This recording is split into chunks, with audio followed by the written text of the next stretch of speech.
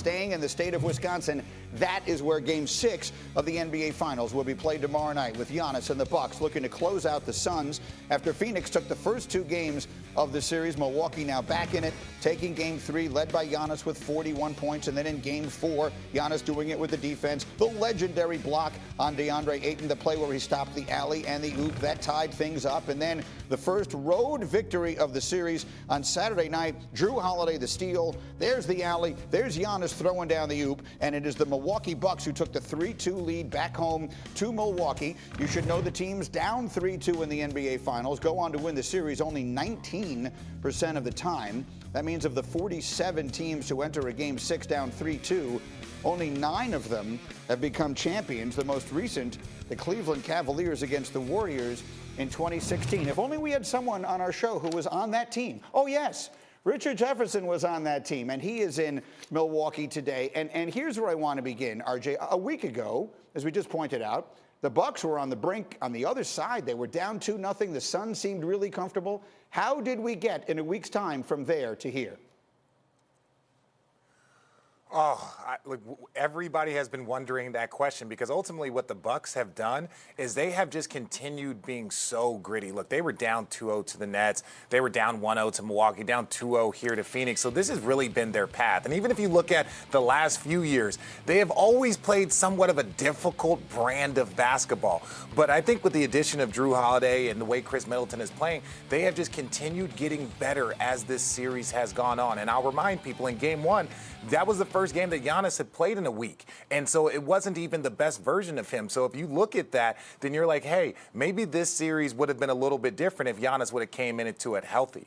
And that's exactly right. I mean, we forget, because everything seems so long ago, that we didn't even know if Giannis would play in this series before it began. So speaking of him, he has made huge plays on the defensive end. He's had signature plays on the offensive end in several enormous games. If he wins this thing tomorrow night, what will this playoff run have meant for Giannis's legacy?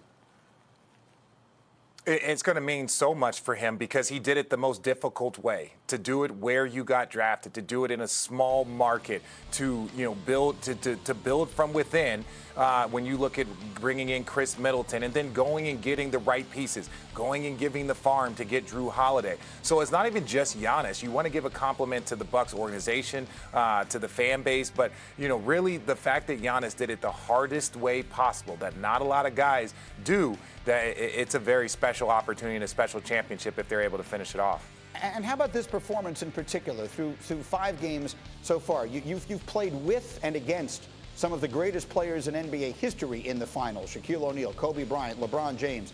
How would you stack up what we've seen from Giannis in these 5 games in terms of what you've seen in your career?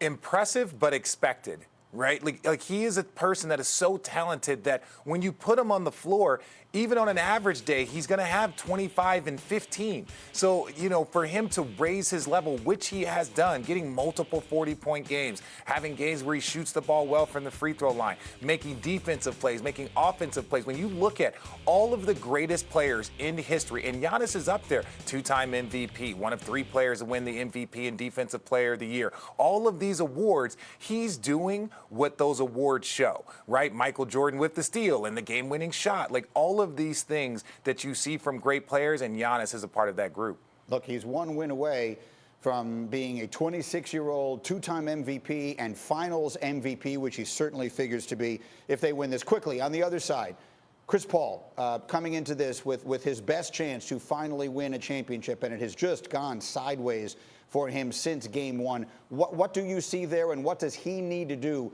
tomorrow night for the Suns to win? Well, it's so funny is that the formula will always be tweaked a little bit, but you got to stick with it. Chris Paul has always done a great job first through 3 quarters, getting everybody involved, making sure Devin Booker had a rhythm, make sure that bench was moving, the ball was popping, and then come in the 4th quarter, Chris Paul has dominated 4th quarters, dominated that third, the end of the third, beginning of the 4th, dominated the last 5 minutes. If he's not able to do that, then even with Devin Booker putting up historic numbers, especially for a player in their first postseason, I just don't really see the Phoenix Suns being able to do it. And I think that's been the biggest issue for the Suns, is Chris Paul hasn't really taken over late in games like he's done all postseason. Thank you for watching ESPN on YouTube. For live streaming sports and premium content, subscribe to ESPN+.